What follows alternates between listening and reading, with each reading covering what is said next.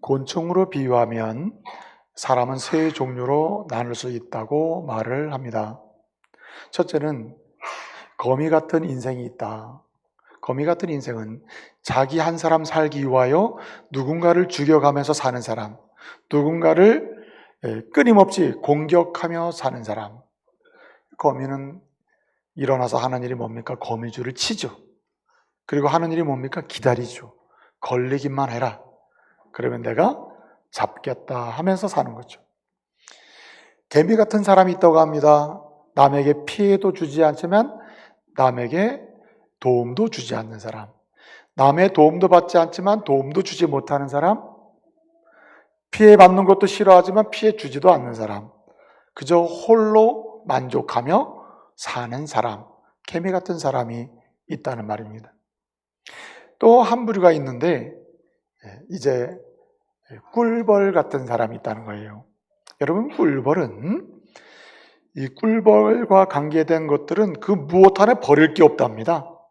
하여튼 꿀벌과 관계해서 일어나는 모든 것, 생성되는 모든 것은 버릴 게 없답니다. 꿀벌 같은 인생으로 사는 사람이 있다. 다시 말하면 다른 사람에게도 유익을 주고 자신에게도 유익하며 다른 사람도 즐겁게 하고 다른 사람도 즐겁게 하고, 아니 모두를 행복하게 하는, 모두를 유익하게 하는 그런 인생을 사는 꿀벌 같은 사람이 있다는 말입니다. 여러분, 지금까지 오늘 이 시점까지 인생을 살아오셨습니다. 아주 잘 살아오셨습니다. 예? 지금 40대든 50대든 60대든 70대든 아니면 30대든 잘 오셨습니다. 지금까지 여러분의 인생은 이 세 가지 곤충 비유로 본다면 어떤 인생을 살아오셨습니까? 혹시 거미 같은 인생? 아니면 개미 같은 인생? 나는 피해는 주지 않는다, 피해 준 적이 없다 하면서 자신은 괜찮게 산 사람이라고 생각하면 이런 개미 같은 인생을 살지는 않았습니까? 아니면 이렇게 거미나 개미에 전혀 반응하지 않다가 지금 마지막에 꼭 반응해야 하는 여러분 꿀벌 같은 인생을 사셨습니까? 꿀벌 같은 인생을 사시기를 말씀으로 축원합니다. 근데 성경을 보게 되면 이 꿀벌에 대한 이야기가 많이 나오는데요, 어찌되었든 하나님의 사람은 예수를 믿고 구원받아 하나님의 영광을 위해 살아야 될 사람은 꿀벌 같은 인생을 살아야 한다는 겁니다. 근데 여러분, 놀라운 것은 이 꿀벌 같은 인생을 사는 데는 중요한 원칙이 있다는 겁니다. 그 원칙이 적용될 때 꿀벌 같은 인생이 이루어질 수 있다는 말입니다. 블레인 리라고 하는 사람이 있습니다. 이 사람이 쓴 책 중에 더 파워 프린시플이라고 하는 책이 있습니다. 지도력의 원칙이라 하는 제목으로 번역이 됐는데, 이 책에 보게 되면 사람은 자기가 가지고 있는 힘을 사용하는 방식에 따라서 다른 형태의 삶을 산다는 말입니다.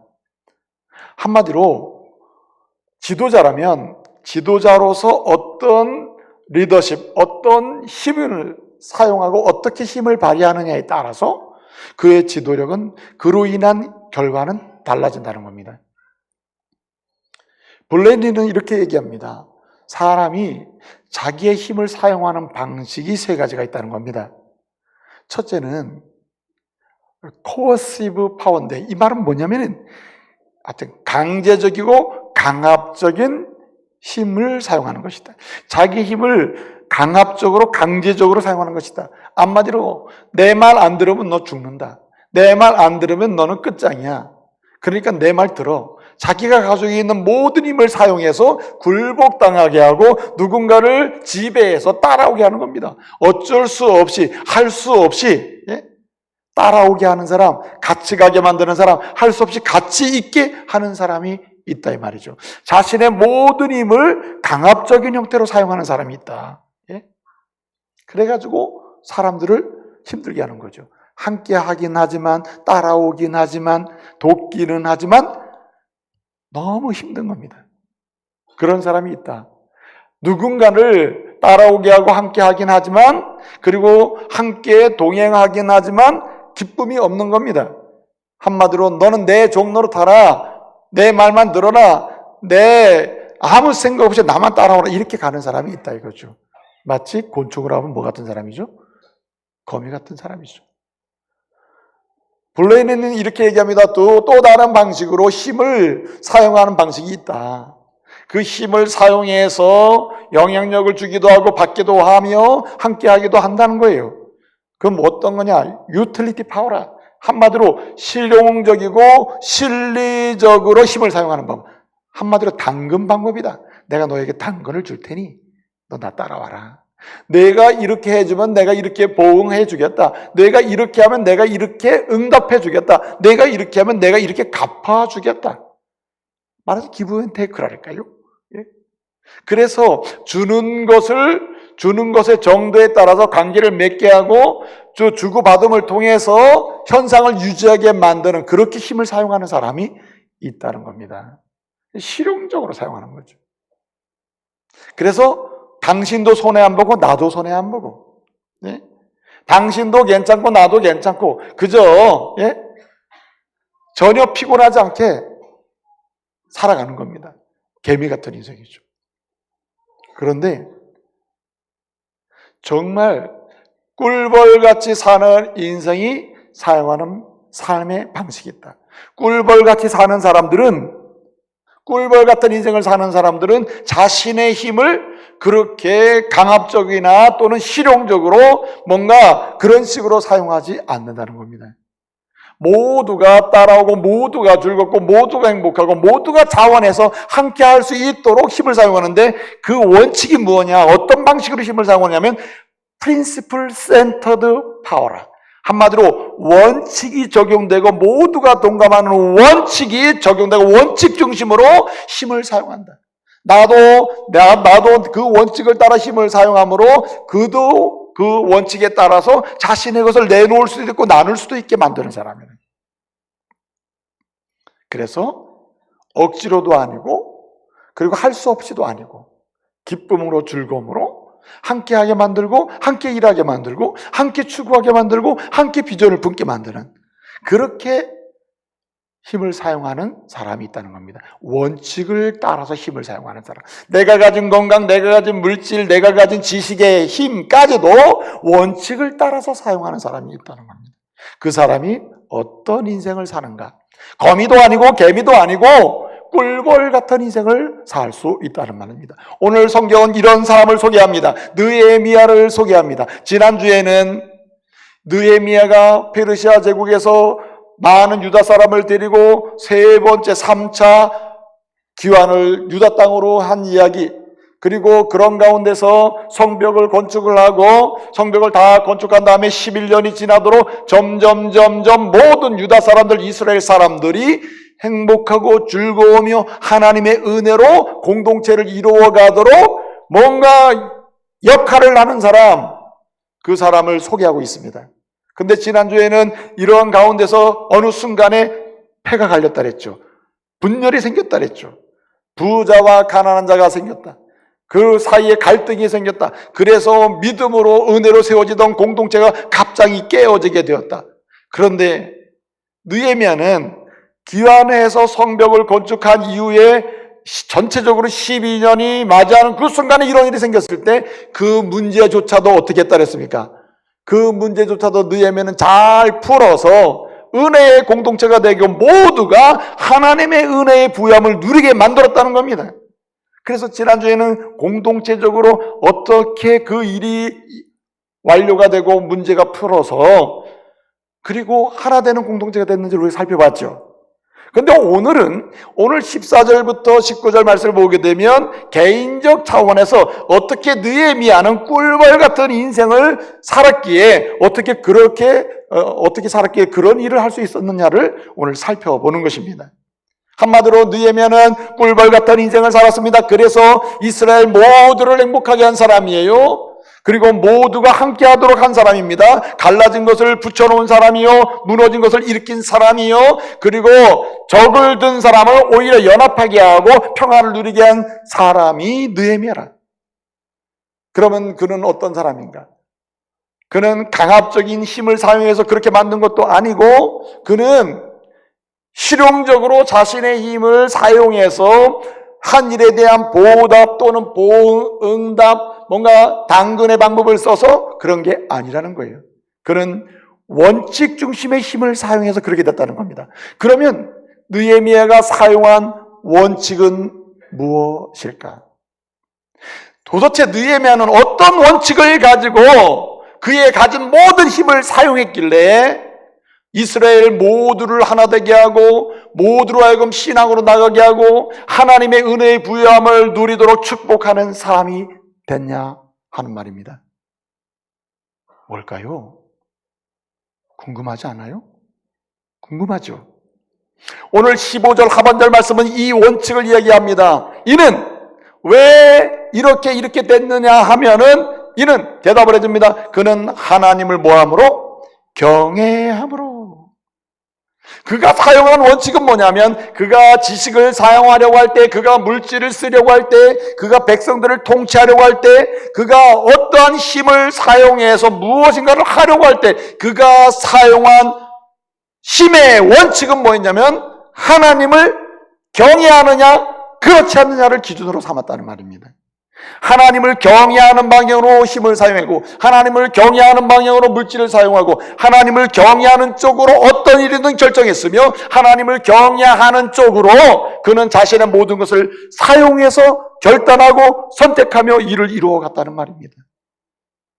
사랑하는 성도 여러분, 결론적인 말씀 먼저 드립니다. 하나님을 경외하는 것을 삶의 원칙으로 삼아서 저와 여러분이 꿀벌 같은 인생으로 승리하시길 말씀으로 축복합니다. 하나님을 경외하는 것을 삶의 원칙으로 삼자.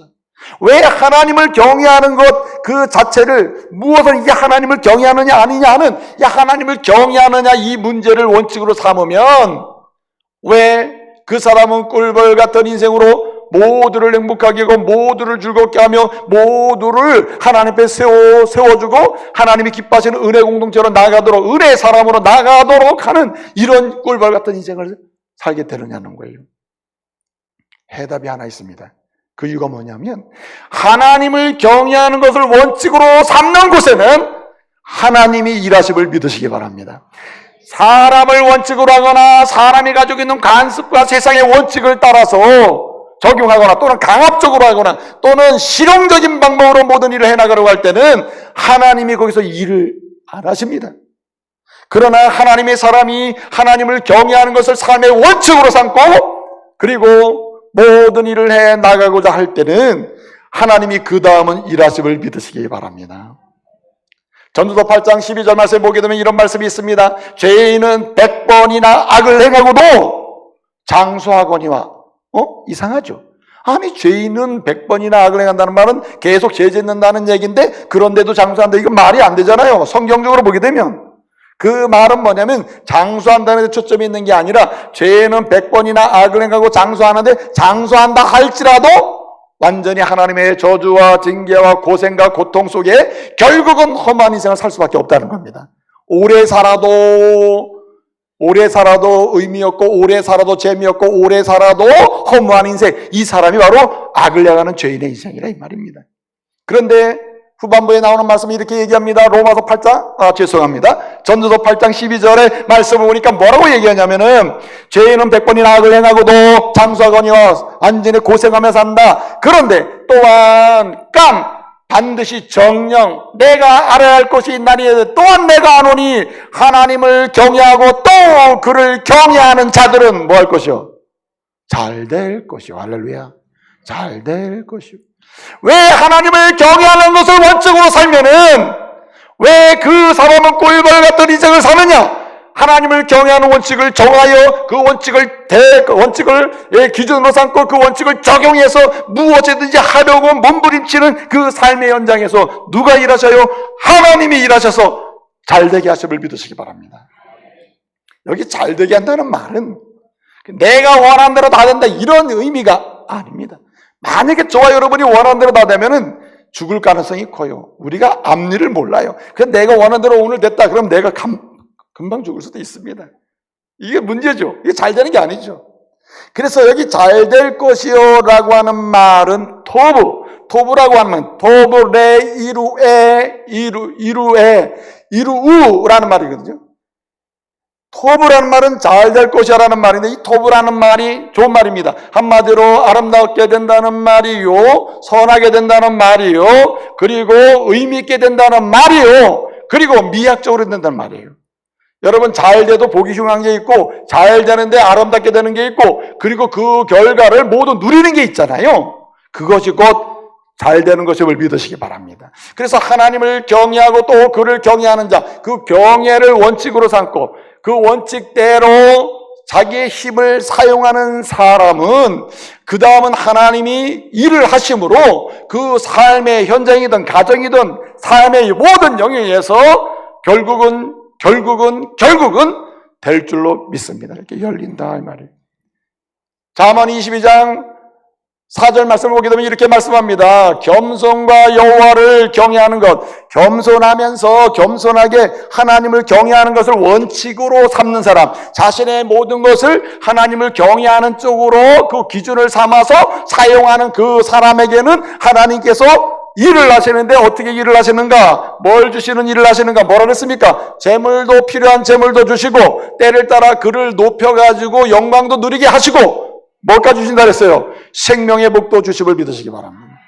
여러분, 우리의 생명도 우리의 영광도 우리의 재물도 하나님의 손에 달려 있습니다. 그러므로 하나님을 경외하는 쪽으로 그 기준을 삼고 그리고 모든 힘을 사용하기 시작할 때 주님이 일하셔서 결국은 필요한 재물, 생명, 영광을 경험하게 하실 줄로 믿습니다. 그러기 때문에 저와 여러분은 오늘 꿀벌 같은 인생이 되기를 소망하면서 원칙 하나님을 경외하는 그 사실을 원칙으로 삼고 우리의 일을 하고 우리의 자녀를 양육하고 부부 생활을 하고 교회 생활을 하고 직장 생활을 하고 모든 일터의 삶을 살아가야 할 줄 믿습니다. 여러분, 그 중에 대표적인 사람이 바로 느헤미야라는 느헤미야.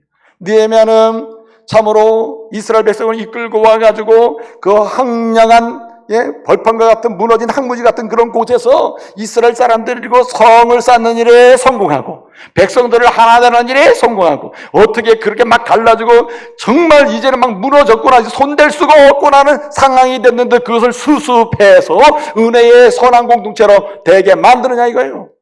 하나님을 뭐함으로? 경외함으로.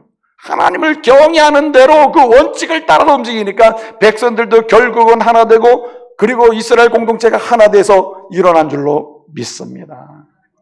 그래서 우리는 하나님을 경외하는 방향으로 되어야 되겠다. 여러분, 신약성경을 보게 되면 바울이 얼마나 유명한 사람입니까? 하나님의 은혜로 쓰임받은 사람입니까? 그런데 여러분, 바울이 어디를 가든지 교회를 세우고 어디를 가든지 쓰임받고 어디를 가든지 주의 종들을 만들어내고 어디를 가든지 하나님의 은혜의 복음을 강력하게 선포해서 사람들이 주께로 돌아오는 은혜의 역사를 경험하게 된 이유 중에 하나는 핵심은 어디에 있냐면 하나님을 뭐함으로? 경외하는 것을 원칙을 가지고 모든 일을 했다 이 말입니다. 여러분, 목회자도 말입니다. 교회 사역을 하든 목회 사역을 하든 무슨 신앙의 모든 목양 사역을 할 때에 원칙이 무엇이어야 되느냐? 사람에게 맞춰서 어떻게 하면 우리 장로님 마음에 들까? 어떻게 하면 우리 권사님 마음에 들까? 어떻게 하면 우리 집사님들 마음에 쏙 드는 목사가 되볼까? 이거 망하는 겁니다, 이거. 그러나 여러분, 어떻게 하면 하나님을 경외하는 목회자가 될까? 어떻게 하면 하나님을 경외하는 성도를 양육할까? 어떻게 하면 하나님을 경외하는 하나님의 교회의 사역을 이루어갈까? 그럴 때에 하나님이 일하셔서 교회를 부흥시키시고 세계 열방을 축복할 수 있도록 하시는 줄로 믿으시기 바랍니다. 그래서 그게 중요하단 말이에요. 여러분, 사도 바울은 그래서 이렇게 얘기합니다. 갈라디아서 1장 10절에 뭐라고 얘기하냐면은 내가 사람에게 좋게 하랴 아니면은 하나님께 좋게 하랴. 만약에 사람에게 좋게 하려고 하는 목회자였다면 나는 하나님의 종이 아니고 누구의 종? 사람의 종이다. 그 말은 뭐냐? 안 된다는 거죠. 그 사람은 개미 같은 인생이 되고 그 사람은 거미 같은 인생이 된다는 말입니다. 그러나 여러분 알다시피 바울은요 꿀벌 같은 인생으로 하나님께 영광 돌린 사람이에요. 왜? 사나 죽으나 그는 하나님께 좋게 하나님을 경외하는 쪽으로 결정하고 하나님을 경외하는 쪽으로 생각하고 하나님이 경외하는 쪽으로 발을 움직이고 하나님이 경외하는 쪽으로 모든 시선을 집중했기 때문이에요. 할렐루야. 그러므로 저와 여러분의 가정이 그 가정을 하나님의 가정으로, 은혜의 가정으로 세우기를 원하십니까? 자녀들을 이 시대에 다니엘 같은 아들로, 에스더 같은 딸로, 그리고 드보라 같은 리더십이 있는 믿음의 딸들로 여러분의 자녀들을 정말 양육하고 싶습니까? 그런 꿀벌 같은 어머니 아버지가 되고 싶습니까? 다른 방법이 없어요. 원칙을 적용해야 됩니다. 하나님을 경외하는 원칙을 적용하시기 바랍니다. 자녀 양육도 이게 하나님을 경외하는 쪽이냐 아니냐, 가정을 경영하는 것도 하나님을 경외하는 쪽이냐 아니냐, 이렇게 해야 한다 이 말이에요. 그러면 왜 하나님을 경외하는 것을 원칙으로 삼고 이렇게 모든 힘을 사용해서 나가면은 꿀벌 같은 인생을 살게 되는가? 세 가지의 능력이 나타나기 때문입니다. 하나님을 경외하는 것을 원칙으로 삼고 우리가 살게 되면은, 힘을 사용하고 뭘 사용하게 되면은 세 가지의 기적이 나타나요. 한마디로 세 가지의 능력이 나타납니다. 세 가지의 역사를 할 수 있는 사람이 된다 이 말이에요. 그럼 어떤 일을 하는 사람이 됩니까? 어떤 능력을 나타나게 됩니까? 우선 중요한 게 뭐냐면 오늘 14절부터 16절을 보게 되면은 한마디로 이야기하면 하나님의 일을 위해서는, 따라합시다, 포기할 줄 아는 사람, 포기할 줄 아는 능력이 생겨요. 포기의 능력이 생깁니다. 포기의 능력. 여러분, 포기할 것을 포기하지 못하는 사람은 그 사람은 길이 안 열려요. 그 사람 우리가 알다시피 여러분, 포기할 것 포기 못하면은 여러분 어떻습니까? 일이 일어날 수가 없잖아요. 근데 여러분 정말 중요한 것은 뭐냐면 하나님의 일을 위하여, 하나님의 영광을 위하여 때로는 내 권리도 포기하고 심지어는 내가 있는 곳에 간섭적 권리도 포기할 수 있어야 됩니다. 여러분 보세요. 이 시대는 권리 찾기 시대 아닙니까?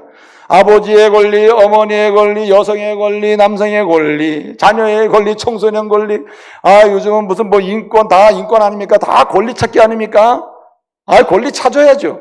마땅히 찾아서 권리를 건강하게 행사함으로 더 좋은 공동체를 만들어야 될 것은 확실합니다.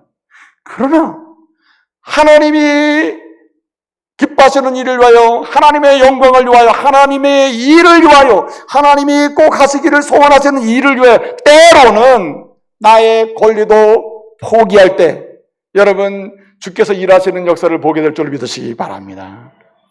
여러분 보세요. 오늘 본 말씀 보게 되면 느헤미야는 3차 기환을 할 때 페르시아에서 아닥사스다 왕이 그냥 너 가라 이런 게 아니라 너 그런 유다 총독이 되라, 그 총독으로 보내는 것입니다. 여러분, 제국 시대에는 제국의 황제가 총독을 파견하죠. 총독이 파견되면 그 파견된 지역이나 나라에서 그 백성들이 이 총독의 모든 생활비를 대게 돼 있습니다. 그래서 오늘 14절 말씀에 보니까 뭐라 했습니까? 내가 유다의 총독으로 왔지만, 내가 여기 온 지 12년이 됐어. 12년이 됐지만 단 한 달도 한 해도 뭘 받은 적이 없어요? 총독의 녹을 먹은 적이 없다고 했습니다. 당연히 자기가 챙겨야 될 자기 권리인데 자기는 그 권리를 주장하지 아니했다는 말입니다. 여러분 오늘 15절 말씀 보게 되면 이렇게 또 얘기합니다. 이전의 총독들, 여러분 1차로 유다 사람들이 가나안 땅으로 이렇게 포로에서 돌아올 때가 BC 536년입니다. 그리고 마지막으로 느헤미야가 이렇게 또 유다 사람을 데리고 포로에서 돌아올 때가 BC 444년이에요. 그러면 1차하고 2차 사이가 몇 년이나 됐습니까? 약 92년 됩니다. 92년. 92년이라는 시간이 지나는 동안에 그 안에 수많은 총독이 파견이 됐다, 유다 땅에. 그런데 오늘 15절 이렇게 얘기합니다. 이전에 내 앞에 있던 다른 총독들과는 달리 나는 양식이나 포도주를 백성들에게 요구하지 않았고, 그리고 은 40세기를 요구하지 않았다고 했습니다. 이게 무슨 얘기입니까? 여러분, 그 당시에는 총독이 이렇게 어느 지역에 파견이 되면은 생활비도 줘야 되지만은 간섭적인 권리가 있었습니다. 사실 악하고 나쁜 간섭이죠. 간섭적 권리가 뭐냐면 총독은 그들에게 포도주도 받고 양식도 받고, 그리고 한 달에 한 번씩 그 지역의 모든 사람들이 세금을 모아가지고 이 유다 지역에서는 은 40세계를 총독에게 줘야 됐다는 거예요. 그리고 총독은 그걸 받아가지고 챙긴 겁니다. 관습적 권리가 있었다. 그런데 오늘 본문 15절 보니까 나는 내가 받을 월급, 생활비도 받지 아니했다. 그리고 15절 보니까 간섭적으로 종독들이 요구할 수 있었던 그런 권리도 뭐예요? 포기했다는 말입니다. 여러분, 은 40세겔도 포기했다 그랬어요.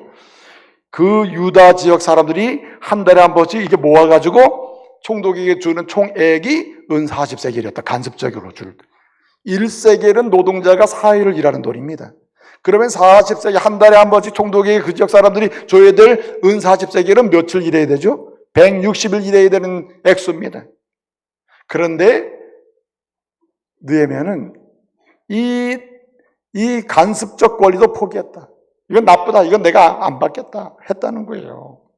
왜 그렇죠? 왜 자기의 정당한 권리도 포기하고 그리고 때로는 간섭적으로 나쁜 그런 습관이지만은 나쁜 간섭의 권리도 포기했을까요?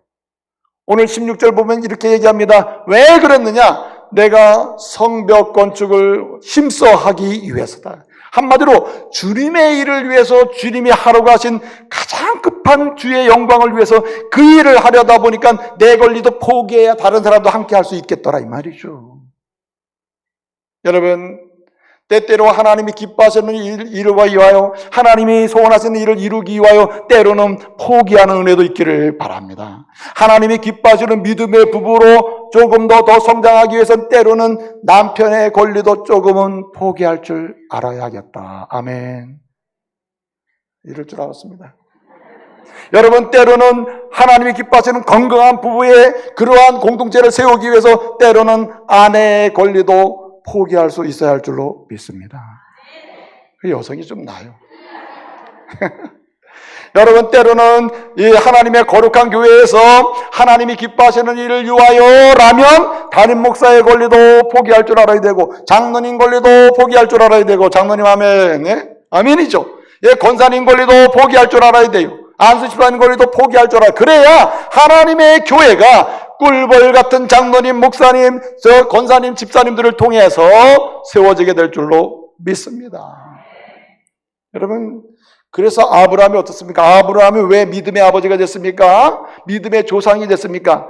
그가 포기하고 싶지 않은 것도 뭐 자기 살던 집, 좋은 집, 편안한 고향, 일가 친척, 아버지, 부모 누가 떠나고 싶겠습니까?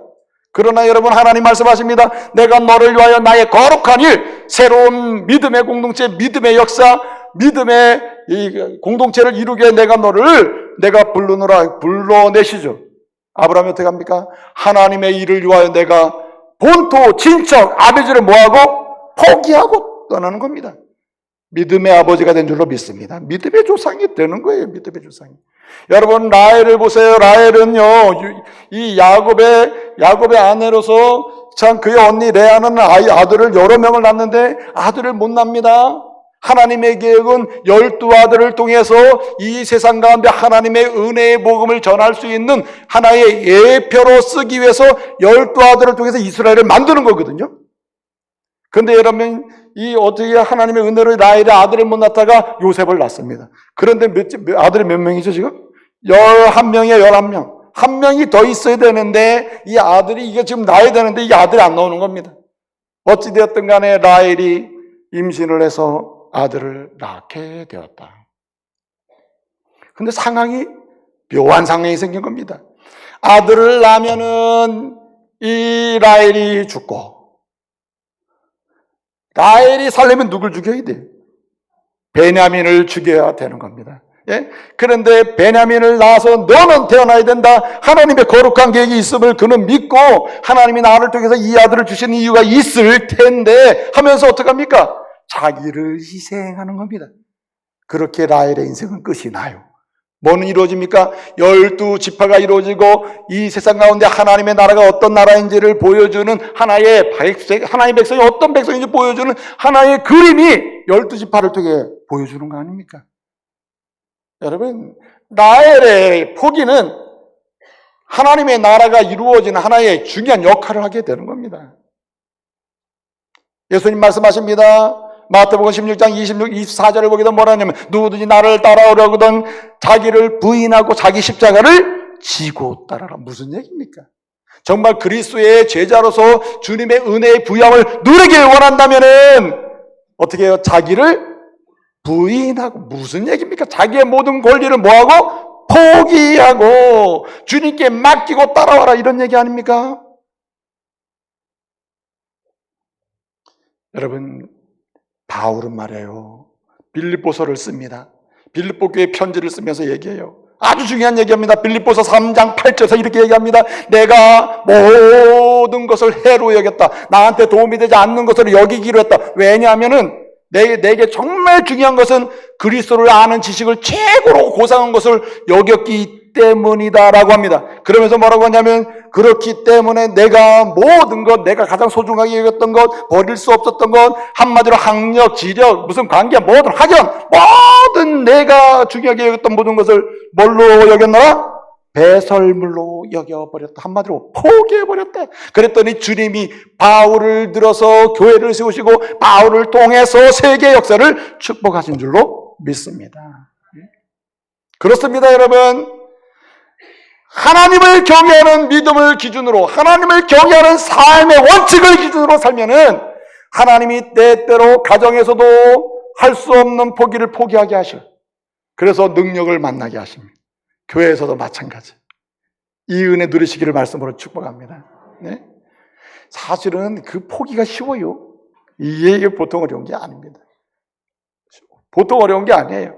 그런데 왜 때로는 내 권리도, 간섭적 권리도 포기해가면서 하느냐? 왜 그래요? 하나님의 일을 왜 이렇게 포기할 수 있느냐는 거예요. 왜? 그 이유가 뭐냐면, 하나님을 경외하는 사람은 뭘 보며 사느냐면은 하나님 나라를 보고 살기 때문에 그래요. 할렐루야. 여러분, 오늘을 살면서도 믿음의 사람은요, 하나님을 경외하는 것을 삶의 원칙으로 살다 보면 오늘의 내 삶의 여정 중에서, 가정에서도 교회에서도 하나님 나라를 보는 줄 믿으시기 바랍니다. 빌리 그레함이라고 하는 목사님이 있었습니다. 유명한 부흥 강사에 있었는데 이분이 쓴 책 중에 인생이라고 하는 책이 있습니다. 그 책에서 이렇게 얘기합니다. 사람이 하나님 나라를, 천국을 믿고 바라보고 사는 사람은 두 가지 역사가 일어난다. 하나는 소망이 불같이 일어나고, 둘째는 이 세상에서 사는 삶의 여정이 무엇을 하든지 생명의 의미를 찾으며 누리며 산다는 거예요. 여러분, 왜 예수를 믿게 됐습니까? 예수를 믿고 감격적인 인생을 살게 된 이유가 뭡니까? 하나님 나라를 오늘도 경험하고 바라보며 살기 때문인 줄 믿으시기 바랍니다. 그래서 하나님을 경외한다는 것은 하나님 나라를 바라보고 하나님 나라를 체험하고 오늘을 살기 때문에 포기 문제가 안 된다. 여러분, 갈등 중에 있습니까? 가정에 어려움이 있습니까? 누구 한 사람, 예수 믿는 사람, 예수를 만난 사람이 먼저 자기의 권리와 내 간섭적 권리를 한 번만 포기하세요. 할렐루야. 문제 해결이 안 돼, 이러면은. 예? 예컨대 여러 삶의 여정에서 한 번만, 이 단호하게 한 번 내 권리를 포기하고 나면은 주님이 살려내실 줄로 믿습니다. 또 한 가지, 여러분, 하나님을 경외하는 것을 삶의 원칙으로 삼고 자기의 모든 힘을 사용할 때 나타나는 기적이 있다, 능력이 있다. 그것이 뭐냐면 모든 이웃을 강력하게 대접하는 은혜가 있는 줄 믿으시기 바랍니다. 그래서 여러분, 하나님을 경외하는 것을 원칙으로 살게 되면은 왜 하나님이 일하셔서 잘 되게 하시는가? 기적이 일어나기 때문에. 무슨 기적? 이웃을 섬기는 기적. 함께하는 사람을 대접하는 기적이 일어나요. 오늘 17절 말씀에 보니까 이렇게 얘기합니다. 내 상에는 유다 사람들, 그리고 민장들, 그리고 애국에서 온 사람들이 같이 있었다. 예? 유다 사람이란 민장은 지도자들이고, 유다 사람은 공무원을 가리켜요. 공무원 생활을 하고 있는 그런 유다 사람이 같이 있었다. 그 사람이 150명이 있었고, 애국에서 계속 나주고 밤이고 찾아오는 사람이 있었는데, 이들을 어떻게 했다고요? 이들을 잘 대접을 했다는 말입니다. 여러분, 총독이 대접 안 하면 어떻습니까? 알아서 먹든지 말든지 하면 되죠. 그런데 여러분, 이 느헤미야는 왜 꿀벌 같은 인생을 살게 됐는가? 하나님을 경외하는 삶의 원칙을 따라 살다 보니 무슨 능력이 생기고 무슨 기적의 역사를 보는가? 대접하는 은혜를 대접하는. 그래서 가까이 있는 사람을 대접하게 되었다. 심지어는 오늘 말씀 보게 되면 뭐라고 했습니까? 이런 사람을 대접하는데 여러분, 뭐 하루에 소 1마리, 그리고 여러분 양을 6마리, 그리고 심지어는 뭐 닭들은 뭐 셀 수 없이 많이 잡았고, 그리고 뿐만 아니라 여러분 어떻게 따랐습니까? 많은 사람들을 위해서 열흘마다 포도주를 저장해놨다. 왜냐하면 계속 그 당시 포도는 음료수입니다. 계속 뭔가 그들을 대접을 하려니까 포도주가 떨어지면 안 되잖아요. 음료가 떨어지면 안 되니까 음료는 가져와야 되는 거 아니에요. 그러니까 열흘마다 음료를 저장해놔. 그래 또 쓰고 떨어지지 않게 계속 저장을 한다. 이 말은 대접을 하기 위한 준비를 철저히 했다는 말입니다. 여러분, 사람은 보는 대로, 보는 사람도 달라지고 보는 대로 보여짐을 당하는 그 사람도 달라집니다. 제가 어릴 때 제가 이제 어디 출신인지 아시죠? 제가 기업도시 출신입니다. 기업도시 출신인데 그 당시는 진짜 그야말로 기업도시가 아니라 완전히 꽝시골이라, 그런 동네에 사는데 제가 살던 집이 방이 4개가 있었습니다. 조그만 방 하나에 이제 괜찮은 방이 한 방이 큰 방이고 안방에는 농이 있고 장이 있고 나머지 방에는 D주가 있어요. D주가. 거기 쌀도 넣고 옷도 넣고 뭐 이런 거 있잖아요. 그런데 여러분 안방에서는 잠을 자고 일어나면 이불을 개가지고 장에다가 집어넣는데 그 조그만 방에서는 이불을 개면 어디다 올려놔요? D주에다 올려. 잘 아시네. 혹시 D주에 이불 올려놓고 산 사람 있으면 눈 깜빡여 보시라고. 그런 경험 별로 못 했는데 저는 그런 경험이 있습니다. 그런데 어릴 때 보면은 그런 D주에 이제 저녁에는 잠자려고 이불을 다 내리잖아요. 그러면 올라가게 딱 좋아요. 애들은 올라가는 거 좋아하잖아요. 그래서 저도 올라갑니다. 옛날 어르신들은 그런 올라가는 애들을 보면 뭐라 그럽니까? 2가지 반응이 나타나요. 어떤 너 참 뭐 임금 같다, 넌 정승 같다, 뭐 이래가지고 아주 긍정으로 평가해주는 부부가 있고, 딱 올라가 앉으면 뭐라 하면 넌 도둑고양이 같다, 이런 사람도 있다 이 말이에요. 그렇죠? 그런데 놀라운 것은 뭐냐면 그렇게 보는 대로 그 자식이 되는 겁니다. 늘 그렇게 보기 때문에 그 부모도 그런 대접받고 그 자식도 그렇게 되는 거예요. 그렇지 않습니까? 그렇기 때문에 하나님을 경외하는 것을 원칙으로 삼고 내가 오늘 이 사람을 하나님을 정말 경외하는 쪽으로 어떻게 해야 되나? 그러면 나를 대접할 사람으로 보는 게 아니라 내가 뭐 할 사람으로? 대접할 사람으로 본다는 거죠. 여러분, 내가 누군가를 대접할 사람으로 보면은 이 결과가 어떻게 되겠습니까? 하나님이 대접할 수 있도록 내게 모든 것을 꽉꽉 채워줄 줄 믿으시기 바랍니다. 어떻게든지 대접받으려면 그 사람 늘 가난하게 살아야 돼. 대접받으려니까. 그렇지 않습니까? 근데 오늘 느헤미야는 어떻게 했느냐? 백성들, 가난한 사람이든 부한 사람이든 노비든 천한 사람, 뭐 귀부인이든 상관없이 모든 사람 뭘로 봤어요? 귀하게 내가 대접할 사람으로 봤다 이 말이에요. 그러니까 인생이 달라지는 겁니다. 사랑하는 성도 여러분, 모든 저와 여러분 함께하는 모든 사람들, 특별히 가까이 있는 사람들 있을 때 잘 하나님의 사람이구나, 하나님을 경외하도록 내 옆에 붙여준 사람들이구나 하면서 최상으로 섬기시기를 말씀으로 축복합니다. 긁지 마시기 바라요. 옆에 있는데 왜 이렇게 힘들게 하나 몰라. 아니, 내가 그렇다는 게 아니고 이렇게 옆에 있는 사람들 그렇게 힘들게 하는 사람들이 있단 말이죠. 아주 즐겁고 편하게 기쁘게 해줘야 된다는 거죠. 그런데 중요한 것이 뭐냐면은 오늘 본문 말씀에 보게 되면 이렇게 잘 대접을 했는데 주변에 있는 사람만이 아니고 항상 마음에 소원이 있다는 겁니다. 왜? 하나님을 경외하는 사람은 가까이 있는 사람이든 멀리 있는 사람이든 어떤 소원이 있어요? 대접하고 싶은 소원이 있다. 네? 그래서 오늘 18절 말씀을 보게 되면 뭐라고 얘기합니까? 이렇게 얘기해요. 이렇게 내가 이렇게 많이 섬기고 대접도 하느라고 많이 했지만은 절대로 백성들에게 돈 달라고 한 적이 없다. 오늘 본문에 왜 그러냐? 이유를 설명했어요. 왜 그랬다 그랬죠? 백성들이 너무 힘들기 때문이다. 이 말은 뭡니까? 내가 지금 내 옆에 있지 않는 사람이라도 저 시골에서 지금 일하고 있는 유다 사람이라도 그들 또한 내가 뭐 할 대상이에요? 내가 대접할 대상이라 이거예요. 그리고 얼마나 이 느헤미야가 마음이 사람이에요. 꿀벌 같은 사람이죠. 여러분, 하나님을 경외하는 것을 하며 원칙으로 살면은 사람이 그렇게 바뀌어요. 그런 은혜가 있기를 말씀으로 축복합니다. 그렇게 바뀌어야 되는 거 아니겠어요? 마지막 한 가지 드리고 싶은 말씀이 있습니다. 오늘 말씀 보게 되면 19절에 이런 말씀이 있습니다. 내 하나님이여 내가 내 백성을 위하여 행한 일을 기억하사 내게 뭐 달라 그랬어요? 은혜를 입혀 주십시오. 은혜를 입혀 주십시오. 이 말씀을 어찌 생각하면 오해가 생깁니다.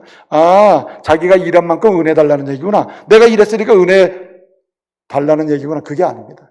이 말은 무슨 얘기냐면 여러분 하나님을 경외하는 원칙으로 살게 되면 능력이 생기고 은혜가 생기고 하나님이 놀라운 기적을 허락하시는데 어떤 마음을 주냐면 은혜를 사모하는 마음을 주십니다. 이웃을 대접하는 마음을 주시듯이 참으로 하나님의 일을 위해서 포기하는 마음을 주시듯이 여러분 은혜를 향하여 사모하는 마음을 주신 줄 믿으시기 바랍니다. 한마디로 하나님을 경외하는 것을 원칙으로 삼는 사람은요 무엇을 먹고 사냐? 내가 먹고 사는 것, 일상에서 붙들고 있는 것 모든 뭐밖에 없어요? 은혜밖에 없다. 하나님으로부터 오는 것밖에는 내가 즐길 게 없다는 말입니다. 은혜밖에 없다. 은혜밖에. 그리고 사는 거예요. 사랑하는 성도 여러분, 잘 되시기 바랍니다. 하나님을 경외하는 삶의 원칙을 붙들고 살면은 잘 됩니다. 왜? 그 원칙을 붙들고 살면은 주님이 은혜를 사모하는 마음을 주세요. 여기서 은혜를 사모한다는 말은 약속의 말씀에 은혜를 사모한다는 말이에요. 그래서 여러분 내가 행한 대로 기억해가지고 복 달라고 하는 말은 그 말이 아니고 주님이 약속하셨잖아요. 이웃을 사랑하는 사람 주님이 사랑하신다고 했잖아요. 그 은혜의 말씀을 내가 받기를 원하면 이런 뜻이에요. 내가 너를 지망하여 불러 넌 내 것이라 하고 너는 강물이 아니면 또는 물이 너를 침몰하지 못하고 덮지 못한다고 하셨잖아요. 그러므로 주님이 지명하신 것을 믿습니다 하고 그 은혜를 사모하라는 말입니다.